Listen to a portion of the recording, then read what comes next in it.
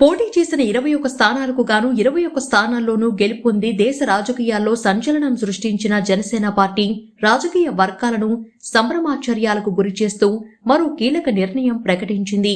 Party ఎమ్మెల్యేలు, ఎంపీలు ప్రజలకు అందుబాటులో ఉండాలని ప్రకటించి షెడ్యూల్ విడుదల చేశారు.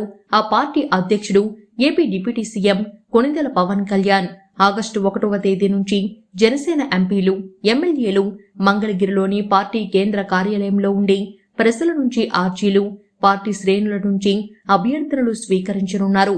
జనసేన ఎమ్మెల్యేలు, ఎంపీలు ప్రతి నెల కనీసం 2 రోజుల పాటు పార్టీ కేంద్ర కార్యాలయంలో ప్రజలకు అందుబాటులో ఉండాలని జనసేనాని పవన్ కళ్యాణ్ ఇంతకు ముందే ఆదేశాలు ఇచ్చారు.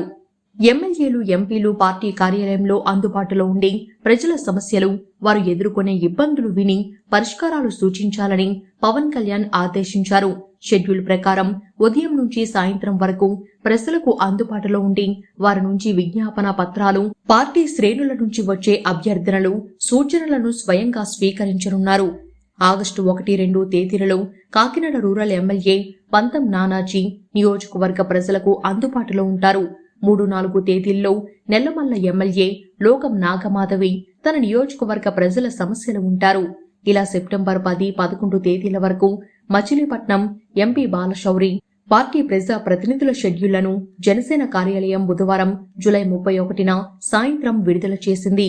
జనసేన అధ్యక్షుడు పవన్ కళ్యాణ్ తీసుకున్న ఈ నిర్ణయంపై ప్రశంసల వర్షం కురుస్తుంది. సోషల్ మీడియా వేదికగా పలువురు అభిమానులు కామెంట్లు పెడుతున్నారు. ఆంధ్రాలో ఏం జరుగుతుంది? సామాన్య ప్రజలకు అందుబాటులో ఉండేలా అందరూ ఎమ్మెల్యేలు, ఎంపీల షెడ్యూళ్లను రూపొందించిన పార్టీని ఇంతవరకు చూడలేదు. ఈ పెద్ద మనిషి పవన్ కళ్యాణ్ తమను అధికారంలోకి తెచ్చిన ప్రజల ఆకాంక్షలను నిలబెట్టడం ద్వారా ఆంధ్రప్రదేశ్ రాజకీయ పార్టీ వ్యవస్థ పనితీరు మారుస్తున్నారు అంటూ ఓ యూజర్ రాసుకొచ్చారు. ఏపీ ఎన్నికల్లో జనసేన పార్టీ ఘన విజయం సాధించిన నేపథ్యంలో ఆ పార్టీ సభ్యత్వ నమోదు సంఖ్య గణనీయంగా పెరుగుతుంది. ఆంధ్రప్రదేశ్ వ్యాప్తంగా 175 నియోజకవర్గాలతో పాటు తెలంగాణలో కూడా సభ్యత్వ నమోదు కార్యక్రమాలు జరుగుతున్నాయి.